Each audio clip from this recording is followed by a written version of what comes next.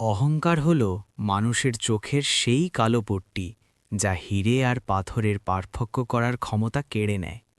বিত্তের মোহে অন্ধ মানুষ প্রায়ই সামনের মানুষটির ব্যক্তিত্বকে উপেক্ষা করে কেবল তার পোশাকের বাজার দর মেপে চলে।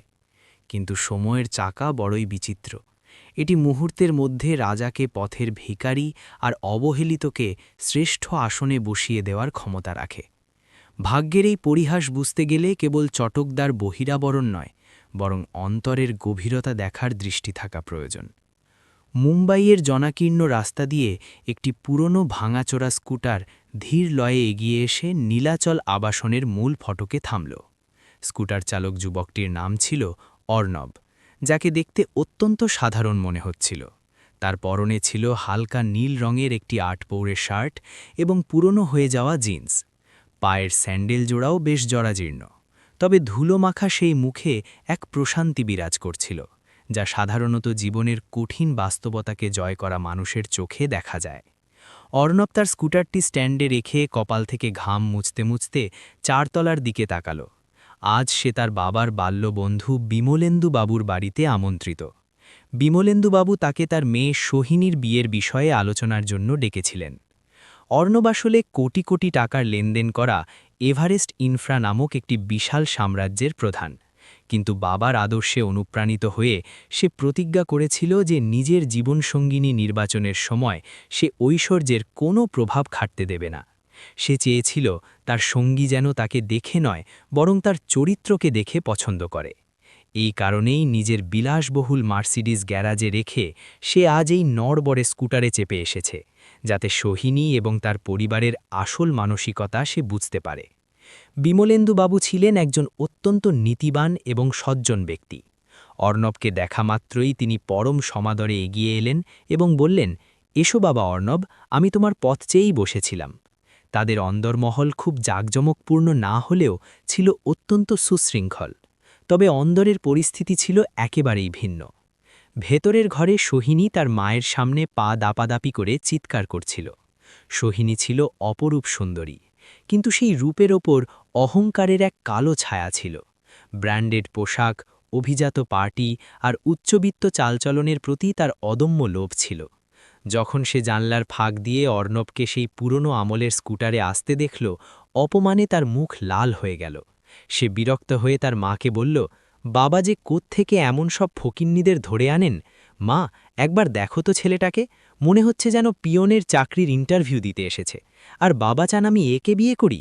আমার স্ট্যাটাস কি এতটাই নিচে নেমে গেছে? আমার ফ্রেন্ডরা দেখলে কি ভাববে?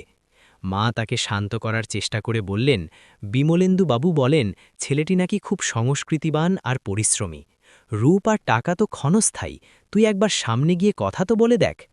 অগত্যা অনিচ্ছা সত্ত্বেও হাতে চায়ের ট্রে নিয়ে সোহিনী ড্রয়িং রুমে এলো। অর্ণব তখন বিমলেন্দু বাবুর সাথে গল্পে মশগুল। সোহিনী যখন চায়ের কাপ টেবিলে রাখল, তার তীক্ষ্ণ নজর অর্ণদার হাতে থাকা একটি পুরনো আমলের ঘড়ির ওপর পড়ল। ঘড়িটি দেখে মনে হচ্ছিল প্রায় ২০ বছরের পুরনো। সোহিনীর সহ্যের সীমা ছাড়িয়ে গেল এবং সে শিষ্টাচারের সব মুখোশ ছুঁড়ে ফেলল। সে কড়া গলায় বলল, এক্সকিউজ মি, আপনার কি সত্যিই মনে হয় যে আপনি এই বাড়ির জামাই হওয়ার মতো যোগ্যতা রাখেন? বিমলেন্দুবাবু স্তম্ভিত হয়ে বললেন, সোহিনী, এ কি অভদ্রতা করছো তুমি? কিন্তু সোহিনী থামার পাত্রী নয়। সে অর্ণবকে তাচ্ছিল্যের দৃষ্টিতে দেখে বলল, মিস্টার, নিজের আয়নাটা একবার দেখুন। আপনার পোশাক, ওই জুতো আর বাইরে দাঁড়িয়ে থাকা লোহা লক্করসম স্কুটারটা চিৎকার করে বলছে আপনি একজন সাধারণ কেরানির বেশি কিছু নন। আমার এমন একজন স্বামী চাই যে আমাকে রানীর মতো রাখবে, এমন কেউ নয় যার সাথে আমাকে লোকাল বাসের ভিড়ে ধাক্কা খেতে হবে। আপনাদের মতো মানুষ শুধু বিনা পয়সায় চা মিষ্টি খাবার লোভে এখানে চলে আসেন। অর্ণব কিন্তু মুহূর্তের জন্যেও বিচলিত হল না। তার শান্ত মুখে কোনো রাগের চিহ্ন ছিল না, তবে বিমলেন্দুবাবু লজ্জায় নুইয়ে পড়লেন। অর্ণবের মুখে অপমানের বদলে একটি রহস্যময় হাসি দেখা দিল। সে ধীরস্থিরভাবে চায়ের কাপটি নামিয়ে রেখে বলল, মিস সোহিনী, বাজারের দরে পোশাক কেনা যায়, কিন্তু মানুষের সংস্কার কেনা যায় না। অর্থ তো আজকের আছে, কাল নেই, কিন্তু আপনার মুখের এই তিক্ততা আপনাকে সারা জীবন একা করে দেবে। এই কথা শুনে সোহিনীর অহংকার যেন আগ্নেয়গিরির মতো ফেটে পড়ল। সে টেবিলের ওপর থেকে জলের গ্লাসটি তুলে সজোরে অর্ণবের পায়ের কাছে ছুঁড়ে মারল। কাঁচের টুকরোগুলো চুরমার হয়ে মেঝেতে ছড়িয়ে পড়ল। সে চিৎকার করে বলল, ওহ প্লিজ, এই চস্তা মিডল ক্লাস লেকচার নিজের কাছে রাখুন। আপনি কি ভেবেছিলেন আপনার এই দারিদ্র আর লম্বা লম্বা আদর্শের কথা শুনে আমি গলে যাব? অর্ণব দৃঢ়ভাবে উঠে দাঁড়াল এবং বিমলেন্দুবাবুর দিকে তাকিয়ে বলল, আঙ্কেল, ওর ওপর রাগ করবেন না। সম্পর্ক কখনো জবরদস্তি করে হয় না। আমার হয়তো সোহিনীজির মতো উচ্চাভিলাষী সঙ্গিনী কপালে নেই। সে নিচু হয়ে বিমলেন্দুবাবুর পা ছুঁয়ে প্রণাম করল এবং সোহিনীর দিকে একবারও না তাকিয়ে দরজা দিয়ে বেরিয়ে গেল। সোহিনী তখনও নাক ছিটকে দাঁড়িয়েছিল, যেন কোনো আপদ বিদায় হল। সে সজোরে দরজা বন্ধ করে দিল। বিমলেন্দুবাবু অর্ণবের পেছনে ছুটলেন। সিঁড়ি দিয়ে নামার সময় তার চোখের কোণে জল ছিল। গেটের কাছে অর্ণব যখন স্কুটার স্টার্ট দিচ্ছিল, বিমলেন্দুবাবু হাত জোড় করে বললেন, অর্ণব, আমায় ক্ষমা করে দাও। হয়তো আমার মানুষ করার মধ্যেই কোনো খামতি ছিল। আমি আমার বন্ধুর কাছে মুখ দেখাবো কি করে? আমি ভেবেছিলাম আমার মেয়ে একটা খাঁটি হিরে চিনতে পারবে, কিন্তু সে তো কাঁচের টুকরো ঘষতেই ব্যস্ত রইল।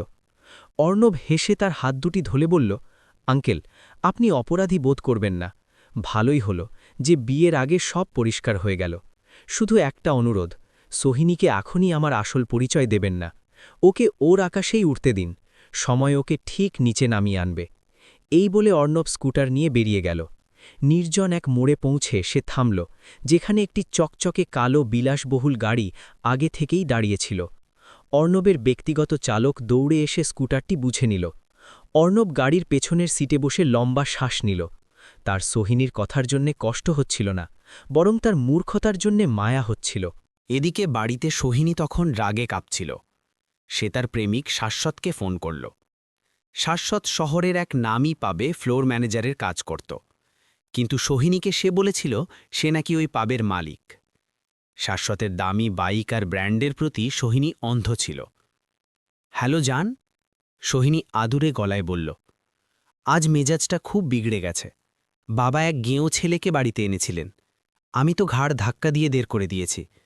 চলো আজ দ্য ওপল গ্র্যান্ড হোটেলে ডিনার করতে যাই, আমার একটু ফ্রেশ হওয়া দরকার। অন্যদিকে শাশ্বত, যে আসলে এক চিলটে ভাড়ার ঘরে থাকত আর ঋণে ডুবেছিল, সে মিথ্যে হাসি হেসে বলল, নিশ্চয় সুন্দরী, আমি বন্ধুর গাড়ি নিয়ে আসছি, আজ গ্র্যান্ড সেলিব্রেশন হবে। সোহিনী জানত না যে ব্যক্তিকে সে ভিখারি বলে বের করেছে, দ্য ওপল গ্র্যান্ড হোটেলটি আসলে সেই অর্ণবেরই মালিকানাধীন। সন্ধ্যা হতেই দ্য ওপল গ্র্যান্ড হোটেলটি আলোয় ঝলমল করে উঠল। সোহিনী তার সবচেয়ে দামি লাল রঙের পোশাক পরে সেখানে হাজির হল। শাশ্বত যে গাড়িটি বন্ধুর থেকে চেয়ে এনেছিল তা ভ্যালে পার্কিংয়ে দিয়ে কিছুটা কুঁকড়ে গেল হোটেলের জৌলুস দেখে।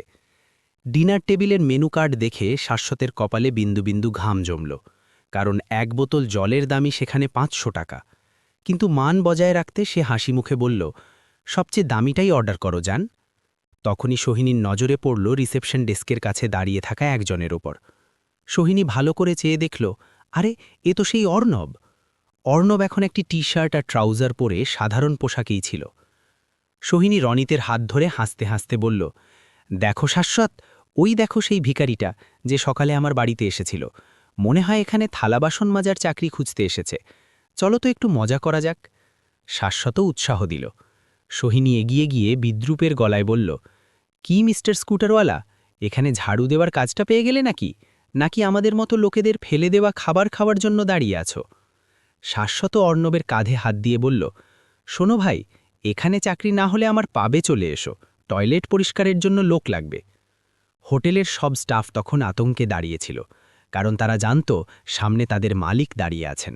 অর্ণব শাশ্বতের হাতটি সরিয়ে দিয়ে সোহিনীর চোখের দিকে তাকিয়ে বলল, ম্যাডাম, কখনো কখনো যা দেখা যায় তা সত্যি হয় না। আপনারা খাবারটা শেষ করুন, কোথাও যেন আবার এই খাবার আপনার গলায় আটকে না যায়। সোহিনী রাগে ফেটে পড়ে ম্যানেজারের খোঁজ করল। জেনারেল ম্যানেজার মিস্টার চৌধুরী দৌড়ে এলেন। সোহিনী চেঁচিয়ে বলল, এই ম্যানেজার, এই রাস্তার লোকটাকে ঘাড় ধাক্কা দিয়ে বের করো, ও আমাদের বিরক্ত করছে। চৌধুরী মশাই অর্ণবের দিকে তাকাতেই অর্ণব চোখের ইশারায় তাকে শান্ত থাকতে বললেন। চৌধুরী সাহেব বাধ্য হয়ে নাতাশাকে বললেন, ম্যাডাম, আমরা কাউকে এভাবে বের করতে পারি না, যতক্ষণ না তারা কোনো অন্যায় করছে। সোহিনী জেদ ধরে বলল, ঠিক আছে, ও যদি এখানে থাকে তবে আমি ওকে দেখাবো রিয়েল ক্লাস কাকে বলে। শাশ্বত, সবচেয়ে দামি শ্যাম্পেনটা অর্ডার করো। শাশ্বত কাঁপতে কাঁপতে 25,000 টাকার শ্যাম্পেনের অর্ডার দিল। 1 ঘন্টা পর খাওয়ার শেষে যখন ৩৫,৫০০ টাকার বিল এলো, শাশ্বতের মাথায় আকাশ ভেঙে পড়ল। তার কার্ড ডিক্লাইন হয়ে গেল, কারণ তার অ্যাকাউন্টে মাত্র কয়েক হাজার টাকা ছিল। ওয়েটার কড়া গলায় বলল, স্যার, পেমেন্ট না হলে এখান থেকে যাওয়া যাবে না। সোহিনী অপ্রস্তুত হয়ে পড়ল, কারণ শাশ্বত এখন সব মিথ্যে বলে ধরা পড়ে যাচ্ছে। শাশ্বত স্বীকার করতে বাধ্য হল যে তার কাছে টাকা নেই। চৌধুরী সাহেব সিকিউরিটি ডাকলেন এবং তাদের এক আলাদা রুমে নিয়ে গেলেন। সেখানে সোহিনী কান্নায় ভেঙে পড়ল। শাশ্বত স্বীকার করল সে মালিক নয়, কেবল একজন সামান্য কর্মী। ঠিক তখনই দরজা খুলে অর্ণব ভেতরে ঢুকল। চৌধুরী সাহেব অর্ণবকে স্যার বলে সম্বোধন করতেই সোহিনী আর শাশ্বতের পায়ের তলার মাটি সরে গেল। অর্ণব শান্ত গলায় বলল, চৌধুরী মশাই, এরাই কি সেই আভিজাত্য দেখানো গেস্ট যারা বিল দিতে পারছে না? অর্ণব সোহিনীর কাছে গিয়ে বলল, সোহিনীজি, মনে আছে সকালে আপনি স্ট্যান্ডার্ডের কথা বলছিলেন? আজ কার কি স্ট্যান্ডার্ড তা তো পরিষ্কার হয়ে গেল। আমার স্কুটার আমার চয়েস ছিল, কিন্তু আপনার এই রূপ আর পোশাক আপনার অহংকার ছিল। এই ৩৫,০০০ টাকা আপনার কাছে এখন পাহাড় সমান, কারণ আপনার হৃদয় আর পকেট দুটোই শূন্য। সোহিনী অর্ণবের পায়ে পড়ে মাফ চাইল। অর্ণব তাকে থামিয়ে দিয়ে বিলের ওপর কলম দিয়ে লিখে দিল, চ্যারিটি। সে বলল, এই হোটেল অনেক অসহায়কে ঠাওয়ায়, আজ ভাবলাম আপনাদের দুজনকেও খাইয়ে দিলাম। চৌধুরী, এদের ছেড়ে দাও।